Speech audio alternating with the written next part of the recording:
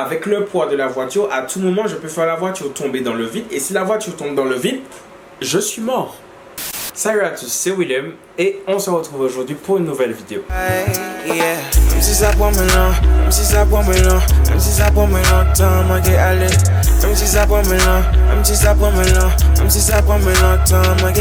Alors dans la vidéo d'aujourd'hui, on se retrouve pour un nouveau story time. Donc sur ma chaîne, il y a déjà un story time qui s'appelle J'ai failli mourir. Et là, c'est un nouveau story time qui s'appelle encore J'ai failli mourir, mais c'est une nouvelle façon de mourir. Donc déjà, avant de commencer cette vidéo, je tiens à vous annoncer, même si vous le savez déjà sûrement déjà, que mon nouvel album Bloom est disponible sur toutes les plateformes de streaming et de téléchargement légal. On préfère quand je ris avec Mathieu et Marjorie. Vous pouvez également commander votre exemplaire dédicacé, votre CD sur mon site willemmusic.com. Je vous mets tous les liens en commentaire épinglés. Vous pouvez également me suivre sur Instagram et Twitter @officialwillem ainsi que sur ma page TikTok @willemmusic. Vous pouvez également me rejoindre sur ma page Facebook Willem et vous abonner à cette chaîne YouTube en activant la cloche de notification pour être notifié à chaque fois que je poste une nouvelle vidéo. D'ailleurs, la dernière fois, je regardais mes stats YouTube et j'ai vu que 60% de mes abonnés ont activé la cloche de notification. Alors merci les gars, je pensais pas que vous étiez aussi nombreux à avoir activé la cloche et ça me fait grave plaisir, donc merci beaucoup. Et aux 40% qui n'ont pas activé la cloche, vous attendez quoi, wesh? Donc assez parlé, on va passer directement à l'histoire parce que je n'ai pas envie que ça soit long. Mais avant de parler, comme j'ai déjà filmé des vidéos avant celle-là, j'ai plus beaucoup de voix. Donc je vais aller boire un peu d'eau parce que sinon je ne vais pas tenir jusqu'à la fin de la vidéo. Alors, pour situer un peu l'affaire, je viens d'avoir 18 ans et donc comme la plupart des jeunes, je vais passer mon permis. Donc moi, la chance que j'ai, c'est que je suis né fin juin, je suis né le 23 juin. Vu que j'ai mes 18 ans au début des vacances d'été, j'ai toutes les vacances d'été, toutes les grandes vacances pour pouvoir passer mon permis. Donc à cette époque, je me souviens très bien, l'auto-école faisait un pack promo pendant les vacances où en fait, tu avais un pack, il me semble que c'était à 600 € et en fait, tu avais, le pack comprenait 20 heures de conduite, les cours de code et l'examen du code. Tout ça c'était compris dans le pack. Donc avec mes parents, on avait pris ce pack et du coup je m'étais dit que pendant les vacances d'été, j'allais passer mon code. Donc dès que j'ai eu mes 18 ans, j'ai commencé à faire le code tout de suite. Donc je suis allé une première fois au cours de code, je suis allé une deuxième fois, donc on était fin juin. Et au bout de la deuxième fois, je me suis dit ok c'est bon, j'étais pas super fan du concept. Et du coup je me suis dit c'est pas grave, de toute façon j'ai 2 mois pour réviser le code, pour passer le code, donc je peux faire une petite pause. Donc au bout de 2 fois où je suis allé au code, je me suis dit vas-y Willem, ne va plus au code et tu reviendras un peu plus tard parce que de toute façon j'avais 2 mois. Donc le mois de juillet passe, je ne suis pas allé au code une seule fois. Le mois d'août commence, je ne vais toujours pas au code et vers la mi-août, je reçois un appel de la secrétaire de l'auto-école et elle m'explique qu'en fait, il va falloir à un moment que je vienne prendre mes cours de code parce qu'en fait, le pack vacances, c'est que pendant les vacances. Ça veut dire que si je vais passer mon code après les vacances, je vais devoir repayer. Et du coup, en fait, en gros, elle m'expliquait qu'il me restait 2 semaines, donc les 2 dernières semaines du mois d'août, pour venir réviser mon code parce que mon examen du code, c'était en septembre. Quand j'ai entendu ça, comment vous dire que j'allais au code tous les matins et tous les soirs pendant 2 semaines. Du coup, j'étais au code tout le temps. Je faisais des séries tout le temps. Et début septembre, je passe l'examen du code. J'ai réussi mon examen du code au premier coup. Et du coup, maintenant, il fallait passer à la conduite. Donc moi, il faut savoir que je n'avais jamais conduit. Quand je vous dis jamais conduit, je n'avais jamais conduit. Parce que des fois, même quand tu n'as pas le permis, des fois en famille et tout, près de chez toi, tu prêtes la voiture de ton papa, de ta maman, de tes cousins et tout. Tu conduis pour voir comment ça a fait. Ou alors, il y a des gens qui passent le permis à accompagner et tout. Moi, je n'avais rien de tout ça. Je n'avais jamais conduit. Donc, ma première heure de conduite, c'était la première fois que je conduisais. Avant ma première heure de conduite, j'étais quand même assez stressé parce que je me suis dit, les gens sont malades d'envoyer des gens qui n'ont jamais conduit sur la vraie route avec les vrais gens qui conduisent pour de vrai. Mais ça s'est super bien passé. J'avais un super moniteur. D'ailleurs, je me souviens pas du nom de l'auto-école. Je me souviens pas du nom de mon moniteur. Mais c'était un monsieur Chabin, il me semble. Et c'est l'auto-école au François, en Martinique. C'est l'auto-école qui est dans le bourg, à côté de l'école, comment s'appelle cette école-là? Emmanuel Bruno. Donc je me souviens pas du nom de l'auto-école, mais comme mon expérience avec eux s'est super bien passé, donc les gars, si vous êtes au François, si vous êtes dans le secteur et que vous cherchez une bonne auto-école, moi je vous conseille eux. Et du coup, au fur et à mesure, les cours de conduite passent et tout, 1 heure, 2 heures, 3 heures, 4 heures, tout se passe bien. Mon moniteur me donne très vite toutes les commandes, il me donne les pédales, il me donne la boîte de vitesse, je me débrouille plutôt bien. Et un jour, je ne vais jamais oublier, c'était à ma 16e heure de conduite, donc c'était la fin de ma 16e heure de conduite. On rentrait vers l'auto-école au François et sur le chemin du retour, il me dit la semaine prochaine, on va à l'examen. Et du coup, moi j'étais en train de conduire, j'étais en mode mais qu'est-ce que tu racontes, wesh? Et je vois qu'en fait, il rigolait pas. Donc j'étais à 16 heures de conduite et il m'a dit la semaine prochaine on va à l'examen. Du coup je lui dis mais c'est pas possible parce que il faut 20 heures de conduite, je suis pas encore prêt, je veux pas aller à l'examen tout de suite. Et il me dit ne t'inquiète pas, la semaine n'est pas finie, on va faire des séances de 2 heures tous les jours. La semaine prochaine on va faire des séances de 2 heures tous les jours et tu seras prêt pour l'examen. Donc moi je suis un peu stressé et tout, mais je lui fais confiance. Donc on fait nos dernières séances et tout, on fait des séances de 2 heures, on va sur le circuit de l'examen et tout. Et arrive le jour de l'examen. Quand j'arrive à mon examen, j'avais fait, il me semble, 22 ou 24 heures de conduite avec mon moniteur. Et donc, j'arrive à l'examen. Mon examen s'est super bien passé. L'examinateur ne m'a même pas envoyé sur l'autoroute. On est resté que dans le centre-ville. Apparemment, je conduisais bien, donc il n'avait même pas besoin de m'envoyer sur l'autoroute. À la fin de l'examen, il m'a fait comprendre que du coup, c'était bon, que j'avais mon permis. Donc moi, j'étais content parce que du coup, j'avais mon permis du premier coup. Je trouvais que je conduisais un peu bien et tout. Donc tout était super bien pour moi. Et là où les choses se corsent, c'est au moment où tu dois rentrer dans la vraie vie et que j'ai dû commencer à conduire avec ma voiture. Donc je viens d'avoir mon permis et en fait mes parents habitent au François et moi j'avais un studio à Shellshare parce que je faisais mes études à Bellevue. Essayez de retenir un petit peu tout ça parce que ça a quand même une importance pour la suite de l'histoire. Et du coup avec ma maman on va récupérer ma voiture, donc c'était une Corsa d'occasion. Elle m'apprenait à apprivoiser un peu le véhicule parce que jusque là j'avais conduit que dans une voiture d'auto-école, donc c'est une voiture moderne, c'était une voiture diesel et tout, avec du start and stop, avec la voiture qui se bloque automatiquement dans les démarrages en côte. Et là, moi, la voiture que j'avais, elle n'avait pas tout ça de technologie. C'était une Corsa d'occasion.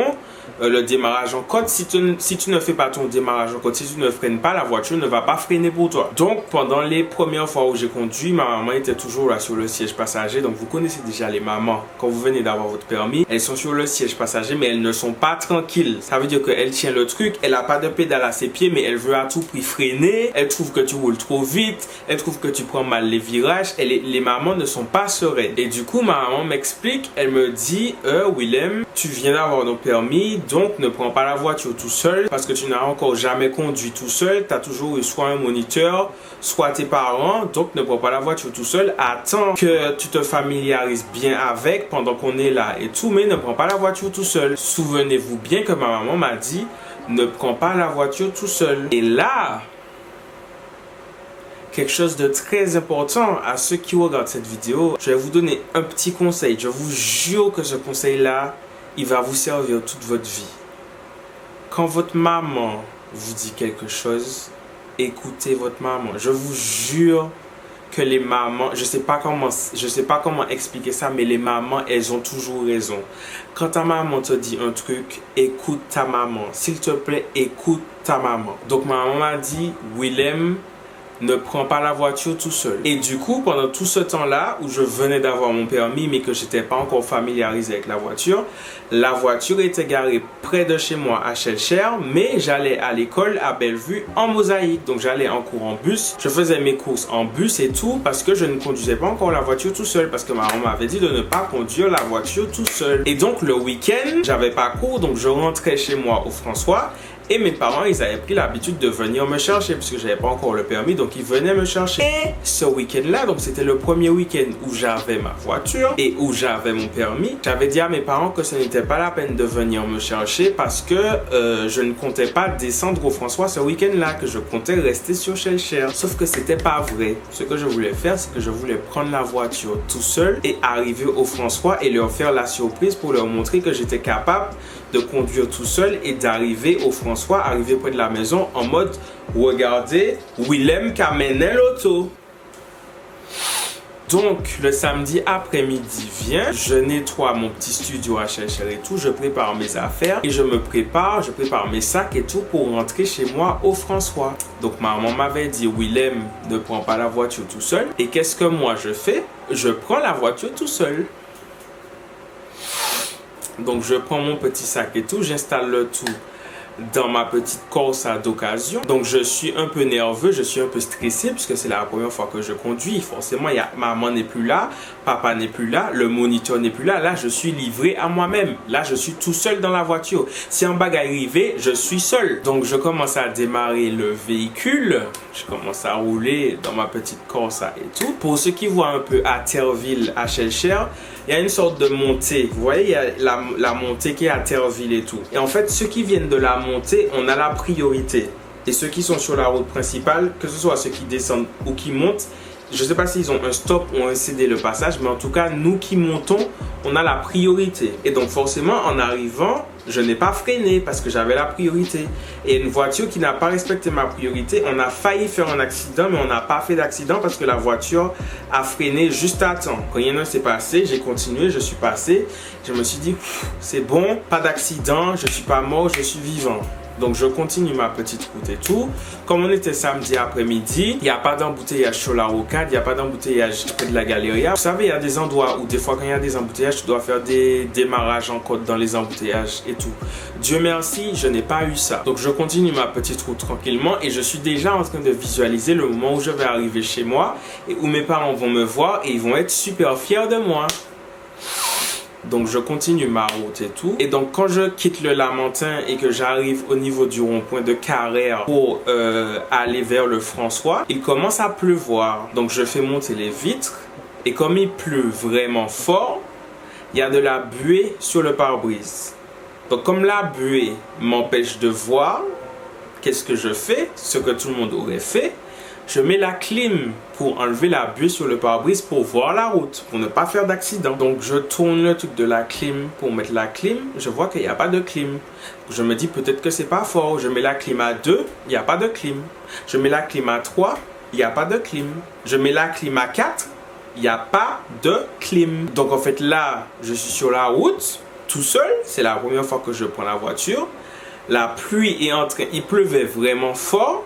Et je ne vois pas la route parce qu'il y a de la buée sur le pare-brise. Donc je me dis, il faut que je baisse les vitres pour que la buée s'en aille. Donc je baisse les vitres et la buée s'en va petit à petit. Sauf que forcément, comme les vitres sont descendues, la pluie est littéralement en train de me tremper et de tremper tout l'intérieur du véhicule. Imaginez qu'en fait, comme s'il pleuvait sur moi. Enfin, c'est même pas comme si, il pleuvait sur moi. Donc je suis là en train de conduire pendant que la pluie est en train de pleuvoir sur moi. Et au fur et à mesure que j'avance, je commence à regretter ma décision. Je me dis, j'aurais vraiment dû ne pas prendre la voiture. Et je continue à rouler vers le François et la pluie commence à cesser au fur et à mesure. Et plus je m'approche du François, plus je commence à être soulagé parce que je me dis, ok, ça va, je vais arriver chez moi tranquillement et le calvaire va être terminé. Donc vient le moment où j'arrive pour tourner vers mon quartier au François. Et comme beaucoup de quartiers en Martinique, j'habite dans un morne, dans une colline, vous pouvez appeler ça comme vous voulez. Les chemins sont étroits. Et c'est des chemins sinueux qui longent en fait la colline, les falaises, je sais pas, vous appelez ça comme vous voulez. Quand deux véhicules se croisent, il faut qu'il y ait un des véhicules qui freine, qui s'arrête pour laisser passer l'autre parce que deux véhicules ne peuvent pas passer en même temps. Donc je monte dans mon quartier et tout et en fait c'est une sorte de petite colline comme ça. Et à un moment il y a un virage. Il y a un virage sur le flanc de la colline. De l'autre côté, en fait, c'est le vide. Il n'y a pas de barrière, il n'y a pas de rebord, c'est le vide. Ça veut dire si tu tombes, tu tombes. Donc je m'engage et tout sur la route et quand j'arrive dans le virage, il y a une voiture qui descendait. Donc je m'arrête dans le virage pour laisser la voiture descendre. Donc la voiture descend et tout. Quand la voiture passe à côté de moi, je salue le chauffeur et tout, puisque j'ai besoin de montrer aux gens que Willem amenait l'auto. Donc la voiture descend et tout. Et vient le moment pour que moi je puisse repartir dans la montée. Et forcément, comme on est dans une montée, il faut faire un démarrage en côte. Petite information très importante. Lorsque j'étais en cours de conduite, on nous avait appris les deux démarrages en côte. On nous a appris le démarrage en côte avec le frein à main. Celui-là, je ne l'aimais pas trop, donc je l'ai fait qu'une seule fois et je n'avais pas refait depuis. Et le démarrage en côte avec les pédales, quand tu tiens la voiture avec les pédales. Sauf qu'en cours de conduite, on avait une voiture super moderne et en fait, dans les démarrages en côte, la voiture t'aidait à faire le démarrage en côte parce que déjà, elle s'arrêtait elle-même. Et tu avais juste à jouer avec les pédales pour la faire repartir. Sauf que dans ma Corsa d'occasion, ça ne fonctionnait plus comme ça. Donc je me retrouve au bord du vide, sur cette petite route. Et là, je dois faire mon démarrage en côte dans la voiture. Donc, je commence, j'essaie de faire le démarrage en côte avec les pédales. Je comprends très vite que ça ne fonctionne pas, que la voiture ne coopère pas. Donc, j'arrête ça tout de suite et je tire le frein à main. Donc, j'ai tiré le frein à main bien haut pour ne pas que la voiture bascule en arrière. Parce que si la voiture bascule en arrière, moi, je meurs. Et donc, je prends mon souffle et je me dis, Willem, tu n'as fait le démarrage en côte avec le frein à main qu'une seule fois. Je connais pas tes affaires. Là, il faut que tu te souviennes de comment tu fais ça parce que là, c'est le seul moyen de faire repartir le véhicule. Donc, je me concentre, je baisse le frein à main et j'essaye de faire le démarrage en côte avec le frein à main. J'essaye une fois, je n'arrive pas. La voiture recule. Je tire le frein à main, je prends mon souffle, je réessaye une deuxième fois. Je baisse le frein à main, j'essaye de faire le démarrage en côte. Je n'arrive pas, la voiture recule encore. Je tire le frein à main. Je réessaye une troisième fois. Là, je vous dis clairement, je commence à ne plus être serein du tout. Je commence à transpirer. Je me dis pourquoi j'ai pris cette voiture alors que ma maman m'a dit Willem ne prend pas la voiture tout seul. Je suis allé prendre la voiture. J'ai besoin de montrer que Willem amène l'auto, mais Willem pas s'amène l'auto. Je baisse le frein à main. J'essaye de faire le démarrage en côte. Je n'arrive pas, la voiture recule encore. Et à ce moment-là, je sens que en fait, il y a une partie des roues qui ne touche plus la terre ferme. Et en fait, je sens que la voiture est en train de basculer dans le fond. Et j'essaye de me tourner un peu comme ça en regardant, mais sans trop regarder parce que avec le poids de la voiture, à tout moment, je peux faire la voiture tomber dans le vide. Et si la voiture tombe dans le vide, je suis mort. Donc je suis comme ça sur le siège passager, je suis déjà en train de faire toutes les prières possibles. Notre Père qui est aux cieux, Sainte Marie pleine de grâce, brûlant-moi le feu. J'étais pas loin de chez moi, hein. J'étais peut-être à 5 minutes de chez moi. Je suis dans une falaise entre le chemin et le vide. Je suis en train de réfléchir au sens de ma vie. Je suis en train de me dire, Willem, pourquoi tu as fait ça, Willem? Pourquoi tu n'as pas écouté ta maman? Je tiens toujours le frein à main, mon pas qu'à la J. Je ne lâche pas le frein à main. Je tiens le frein à main parce que c'est la seule chose qui me rapproche à la vie. Mon pas qu'à la J. Et du coup, je commence à réfléchir et je me dis, mais pourquoi je ne tombe pas dans le vide? Parce que il n'y a rien qui devrait me retenir là. Je ne comprends pas pourquoi je suis retenu. Parce que j'ai déjà quitté le chemin, je vois le chemin. Je ne suis plus sur le chemin. Je suis dans le vide. Pourquoi je ne tombe pas dans le vide? Du coup, j'essaye d'ouvrir la porte de la voiture délicatement. J'essaye de sortir délicatement. Donc, j'arrive à sortir du véhicule, Dieu merci. Et du coup, je passe derrière le véhicule. Et les gars, je vous jure, derrière le véhicule, vous savez ce qui m'empêchait de tomber dans le vide? Il y avait un tronc d'arbre. Il y avait un tronc d'arbre exactement derrière le véhicule. Et en fait, la voiture s'est bloquée sur le tronc d'arbre. S'il n'y avait pas de tronc d'arbre, je ne serais peut-être pas là aujourd'hui pour vous raconter ça. Je ne sais pas si vous vous rendez compte. Le tronc d'arbre m'a empêché de tomber dans le vide parce qu'en fait, c'était une colline. C'était une falaise. Et en fait, s'il n'y avait pas de tronc d'arbre, la voiture, elle tombait. Et je tombais avec la voiture. Et du coup, pendant tout le moment où j'étais en train d'essayer de faire mon démarrage en côte et tout, je faisais plus attention à ce qui se passait dehors. Et du coup, je commence à reprendre mes esprits un petit peu et à me rendre compte que je suis passé quand même à ça de tomber dans un fond. Et je regarde sur ma gauche En fait, je vois qu'il y avait un super méga grand embouteillage. Ben, les voitures ne pouvaient plus passer. Et du coup, je regarde, il y avait plein de gens. Tous les gens de mon quartier étaient là. Et moi, je suis là avec ma voiture et en train de tomber dans le vide. Et je me dis, ah mon Dieu, qu'est-ce que je fais? Comme par hasard, à ce moment-là, il y a une voiture qui descend. Et je vois que c'est mon parrain. Du coup, il sort de sa voiture et lui-même, il ne comprend pas qu'est-ce que je fais là, genre, qu'est-ce qui m'est arrivé. Et du coup, je lui explique. Il monte dans la voiture. Il y avait un monsieur avec une bâchée qui est passé devant. Il avait une corde. Il a attaché sa corde à ma voiture. Et mon parrain a fait le démarrage en côte. Et avec la corde, ils ont pu tirer ma voiture pour la sortir. Ensuite, j'ai appelé mes parents. Et du coup, quand j'ai appelé mes parents, ils étaient un peu affolés puisqu'ils se sont dit, qu'est-ce que tu fais là? Alors que tu nous as dit que tu ne rentrais pas au François. Donc, qu'est-ce que tu fais là dans le quartier à risquer ta vie alors que tu étais censé être à Cher? Et du coup, je leur explique que je voulais leur faire une surprise, que je voulais arriver tout ça, mais que forcément, ça s'était pas passé comme prévu. Et du coup, là, mes parents, 5 minutes après, ils arrivent, on monte dans le véhicule et tout. J'avais tellement honte parce qu'il y avait toujours tous les gens dans leur voiture, dans l'embouteillage qui me regardaient. Alors que c'est ces gens-là que je voulais impressionner. C'est mon télémontre, c'est que Willem Kamen est l'auto. Dans ce temps, c'est l'auto à Kamen et Willem. Et du coup, avec mes parents, on monte dans la voiture, on rentre à la maison. Et moi, j'étais en mode, je veux plus conduire. Je veux plus jamais conduire. C'est bon, c'est fini, le mosaïque, c'est pas si mal. J'ai pas besoin de conduire. Et là, mes parents, ils m'ont expliqué que en fait, c'est parce que j'étais sous le choc. Ils m'ont expliqué que il faut que je reconduise le plus rapidement possible.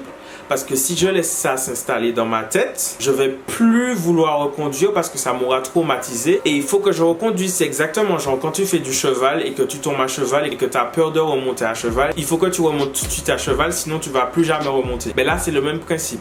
Le lendemain matin, je vais jamais oublier avec ma maman.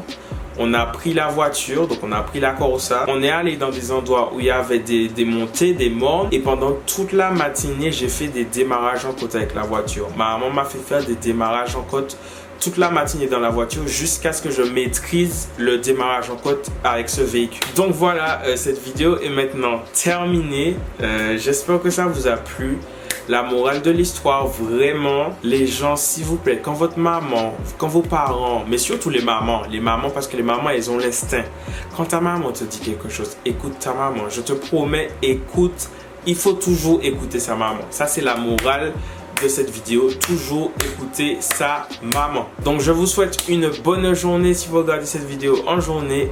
Une bonne soirée si vous regardez cette vidéo en soirée. Et je vous dis à très bientôt pour une prochaine vidéo. La vidéo que tu étais en train de regarder est terminée, mais c'est pas grave parce que tu peux toujours regarder celle-là. Tu peux aussi écouter mon album juste ici. Et tu peux t'abonner juste là.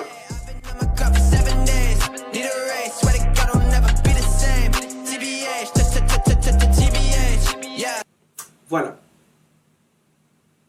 À plus.